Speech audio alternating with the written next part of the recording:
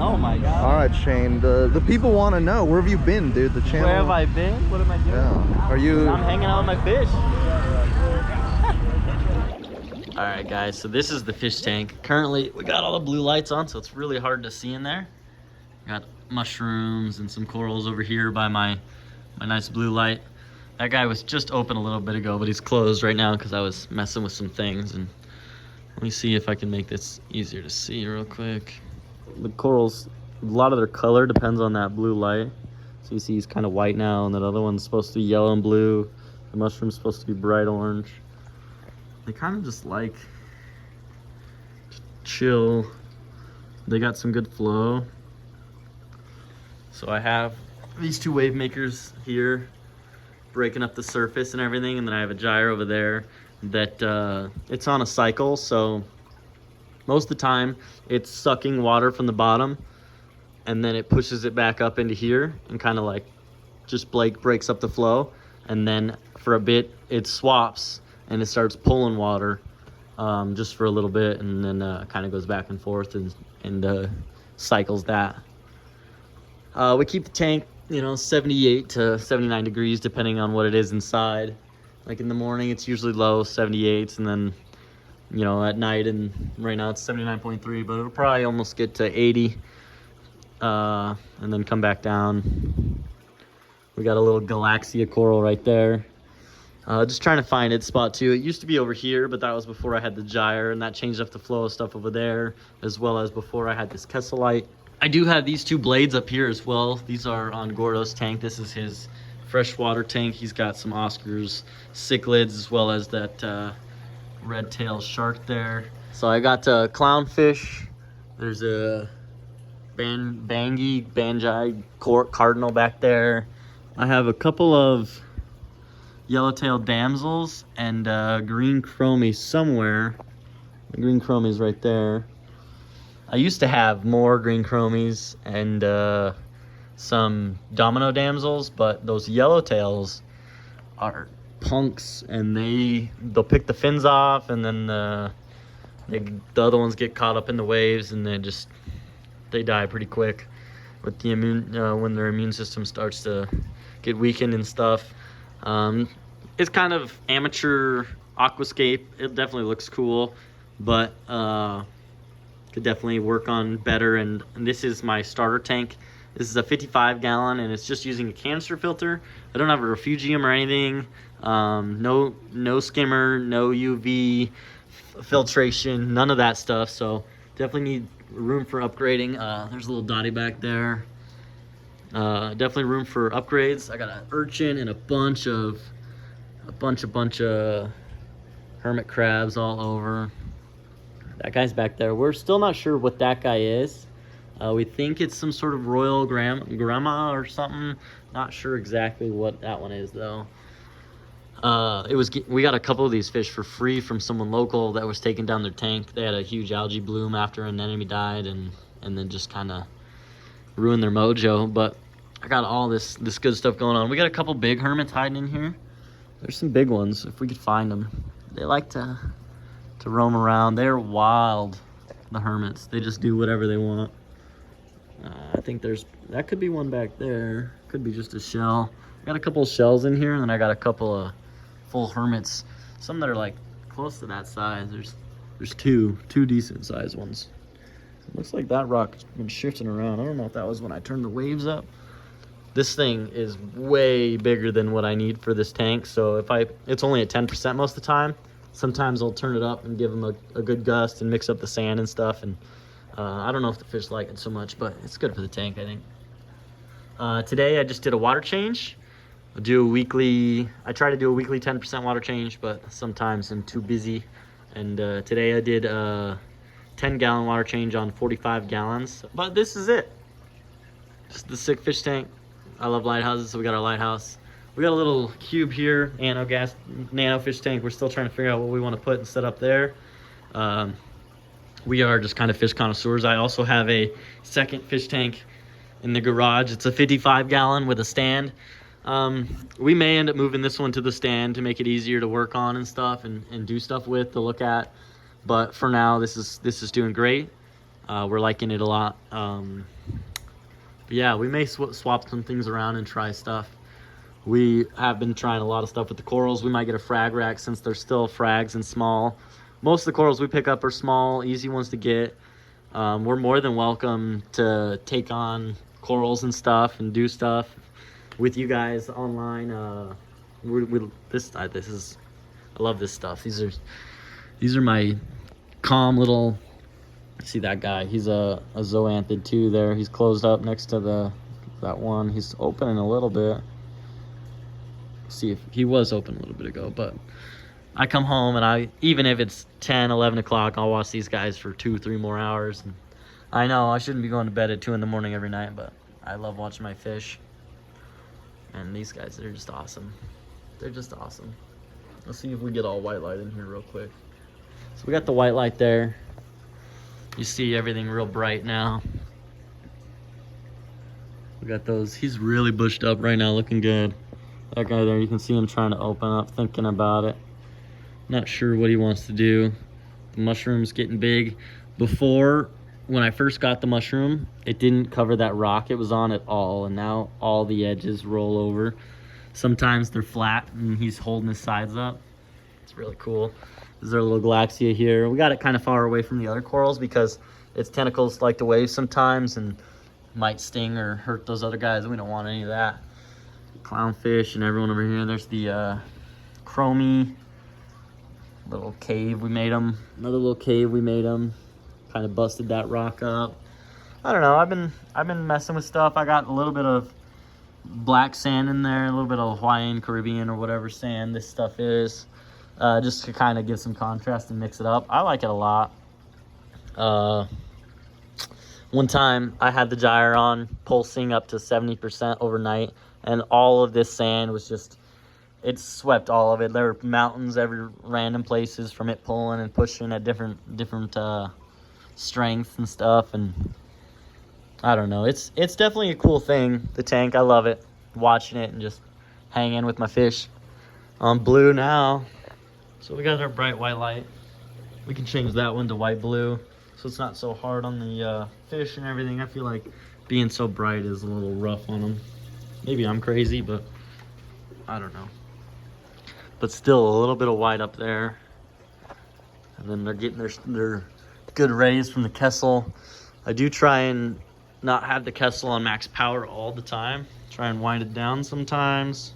Like you turn it all the way down and then turn it boop, right on. So it's barely giving them just enough to, you know, makes them want to open up, wake up, and then you start giving them more throughout the day. I love my fishies.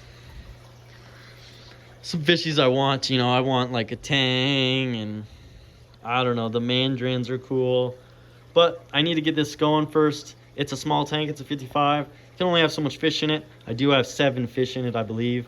3, 4, 5, 6, 7, yeah. And then the urchin, and 8 to 11 probably hermit crabs. There's a bunch of little guys in there having fun. So this is what I've been up to. Hanging with my fish. There we go. Boom. Gordo's heater's been suction cupped. And yeah, we got these little blades. We did try putting them both on here. They are a full spectrum kind of thing. Let's see if you can see the LEDs up in there. It's hard to see through the water. But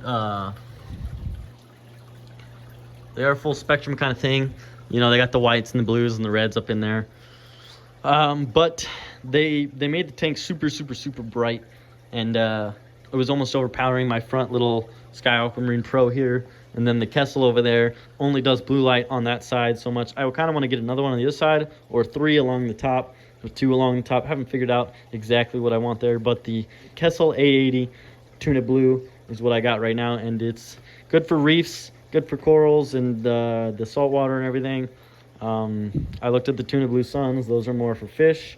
And I looked at the Flora Tuna, the Tuna Blue Flora, and those are for the refugium stuff. So I may need to get a Tuna Blue Flora as well for the refugium. I do have a refugium. It's like a little 20, 25 gallon one, but I don't have it hooked up or anything. Don't have it set up. I have a little overflow. I got a little return pump. I have some of the stuff, but need to get a lot more, need to figure out how I'm going to do it all, what I'm going to do, if, you know, well, yeah, figure all that out. And that potentially may go to the bigger 125-gallon tank I'd like to get. Just trying to find Facebook deals and stuff. Potentially the biggest I want to go is like 180, 210-gallon. I was looking up, in a 300-gallon tank would be like 2,000 pounds just with the tank and water. And that's a little much for what I'm thinking.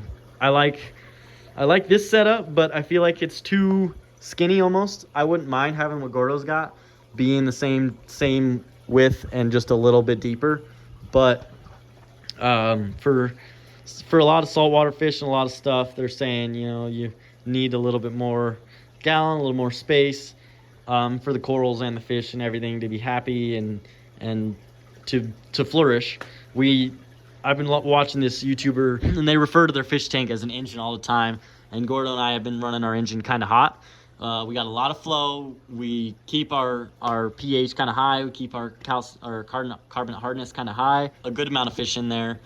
Maybe not too many, but when they grow up and they're full size, could definitely be too many fish. Sometimes they're not happy. Sometimes they're irritated. But we do our thing. We take care of it. And watch it. I come home, I watch it, I do my little tests. I got all kinds of testing kits. Salinity, we try to keep it right around 124, 125. Sometimes it's 126. Just try to keep it right around 125. pH 8.2, 8.3, 8.1. 8.2 is our goal, really. Our carbon hardness, we try to stay around 10.5, 11. And calcium, I got a test here somewhere. Calcium's, it was like 423 last. We try not to go too high above 420. And magnesium, we stay in the high 1300s, I believe, or maybe low 1400s. I don't know. We go through it all. We got it all. We're testing the good stuff, trying to figure it all out. I dose. Actually, I haven't dosed this week, so we should with my phytoplanktons. Maybe it's supposed to be algae. I don't know. But we dose with this phytoplankton, and this one I think is also phytoplankton. Premium reef blend, no additives, no preservatives, do not freeze. Shake. Let me read some stuff about this.